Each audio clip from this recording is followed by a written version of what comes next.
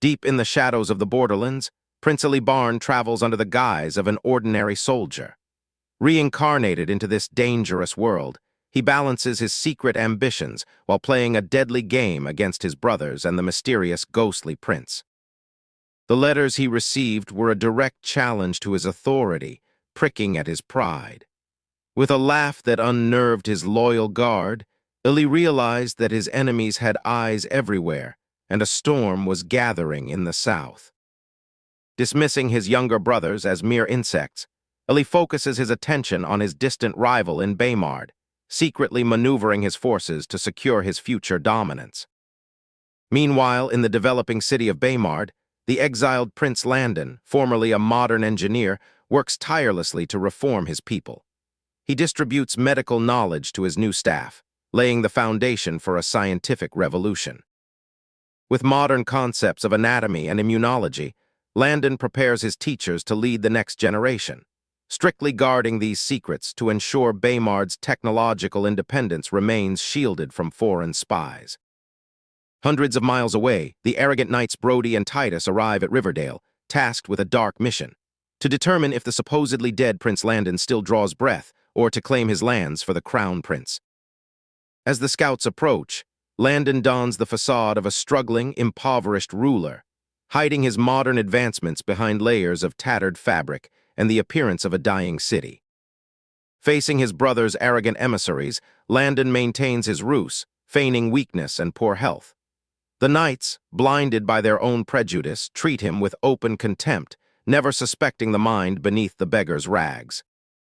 But when the insults turned to his mother, the facade shattered.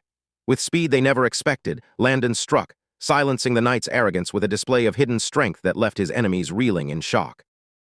Though they retreated in shame, the message was clear. Landon had chosen his path. If a war was what they wanted, then a war is what they would receive. With the threat temporarily held at bay, the internal development of Baymard accelerated. The new banking system opened its doors, a beacon of order in a world of chaotic money temples and crushing debts.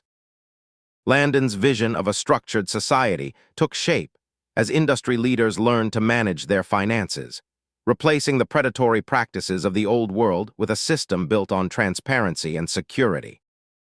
Across the continent, the Yawden Empire held a grand banquet to decide the future. Tension hung in the air like a shroud, as princes and their mothers vied for the crown beneath a veneer of courtly grace. The court was stunned into silence. The prince they all dismissed as a coward, Sirius MacLean, revealed himself to be the architect of the Empire's recent successes, claiming the throne with absolute certainty. Back in Baymard, life continued its rapid transformation.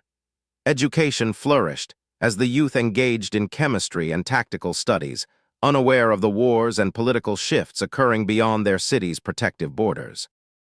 Landon's ambition grew as he oversaw the expansion of his industries. New, modern machinery replaced the old, and the city's defense was elevated as plans for a new, impenetrable steel-reinforced wall began to manifest.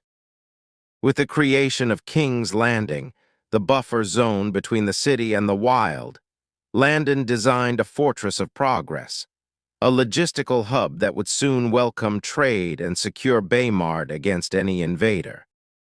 Amidst the heavy labor of building a nation, Landon paused to prepare for his birthday, marking a time for his people to come together and celebrate the growth they had achieved in such a short time. The new books had a profound impact. Families grew closer, and children began to understand the sacrifices their parents had made, creating a cultural shift toward unity that was just as vital as the physical city walls. Meanwhile, the treachery within the royal families grew deeper. Prince James Barn crept through the shadows of an underground tunnel, driven by greed and desperation to broker a deal with the kingdom's sworn enemies. The demand was simple: 60% of Arcadina's land for the price of his brother's head. James, trapped by his own previous machinations, had no choice but to agree, planting the seeds for a catastrophe yet to come. Back at the palace, Jeanette's madness intensified as she obsessed over her wedding, seeing threats in every corner.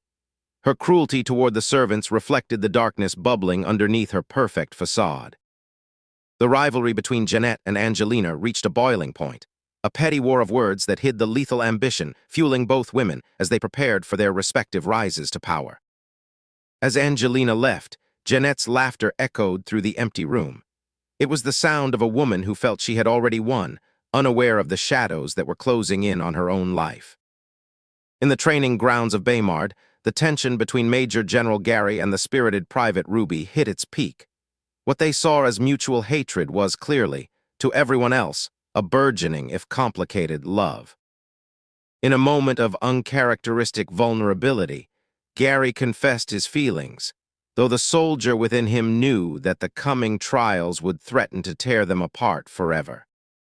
With the city's defenses and social structures solidified, Landon turned his eye toward the inevitable winter. Baymard was prepared, the animals were being moved to warmth, and the food supplies were secured. Every contingency had been accounted for. Gregory and the Agricultural Council managed the imports, ensuring that no citizen would go hungry when the snow began to fall and the frost gripped the earth. Back at the secret base, the return of the prodigal son, Willie, signaled a shift in the balance of power.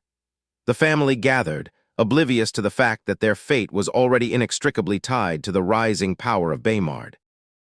The world outside was a tapestry of greed, betrayal, and war, but within these walls, Landon built a sanctuary of progress. The winter was coming, but Baymard was more than ready for whatever horror the continent threw at them.